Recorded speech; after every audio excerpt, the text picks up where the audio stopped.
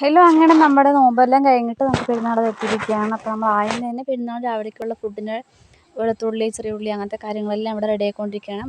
പിന്നെ നമ്മളതെല്ലാം നല്ലതുപോലെ തന്നെ ഒന്ന് കഴുകി കട്ടാക്കി വെച്ചിട്ടുണ്ടായിരുന്നു. അപ്പോൾ രാവിലെ നമുക്ക് അധികം പണിയില്ലാണ്ട് പെട്ടെന്ന് തന്നെ തീർക്കാമല്ലോ. അപ്പോൾ തക്കാളി, സവാള എല്ലാം നല്ലതുപോലെ തന്നെ കഴുകി നമ്മൾ കട്ട് ചെയ്ത് വെച്ചു.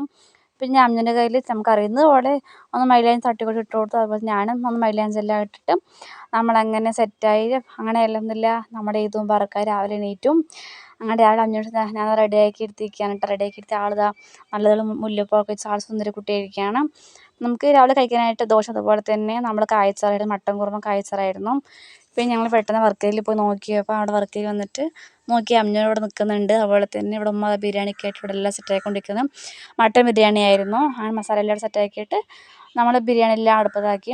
അപ്പോഴേക്കും പാൽപ്പായസം ഉണ്ടാക്കിയപ്പോൾ അത് കുറച്ച് നാമിനൂസിനായിട്ട് കൊടുത്തിട്ടുണ്ടായിരുന്നു. അതെല്ലാം കൊടുത്ത ശേഷം നമ്മുടെ ബിരിയാണി ഇവിടെ റെഡി ആയിട്ടുണ്ടായിരുന്നു. അങ്ങനെ നല്ല ബിരിയാണി ആയിരുന്നു. അങ്ങനെ എല്ലാവരും ചേർന്ന് നമ്മൾ ഈ ഫംഗ്ഷൻ എല്ലാവരും ചേരുക, അങ്ങനെ എല്ലാവരും കൂടി ചേർന്ന് നമ്മൾ ബിരിയാണിയൊക്കെ എല്ലായിടത്തും കൊടുത്തിട്ട് അങ്ങനെ നമ്മൾ പിന്നെ പെട്ടെന്ന് തന്നെ ചിക്കൻ വറുക്കാൻ ചെയ്തിട്ടുണ്ടായിരുന്നത്. നല്ല മസാലയൊക്കെ പെരട്ടി വെച്ചിട്ടുണ്ടായിരുന്നു. സാലഡ് ഉണ്ടാക്കി. അതിന് ശേഷം നമ്മൾ പെട്ടെന്ന് തന്നെ നമ്മുടെ ചിക്കൻ നമ്മൾ വറുക്കാനായിട്ട് ഇട്ടിട്ടുണ്ടായിരുന്നു. അങ്ങനെ നമ്മൾ 2-3 ട്രിപ്പായിട്ടാണ് ചിക്കൻ വറുത്തിട്ടുണ്ടായിരുന്നത്. കുറച്ച് അധികം ഉണ്ടായിരുന്നു. അങ്ങനെ നല്ലതുപോലെ തന്നെ ചിക്കൻ നമ്മൾ വറുത്തിട്ട് എല്ലാവരും കൂടി അങ്ങനെ ഫുഡ് കഴിക്കുക ചെയ്തിട്ടുണ്ടായിരുന്നത്.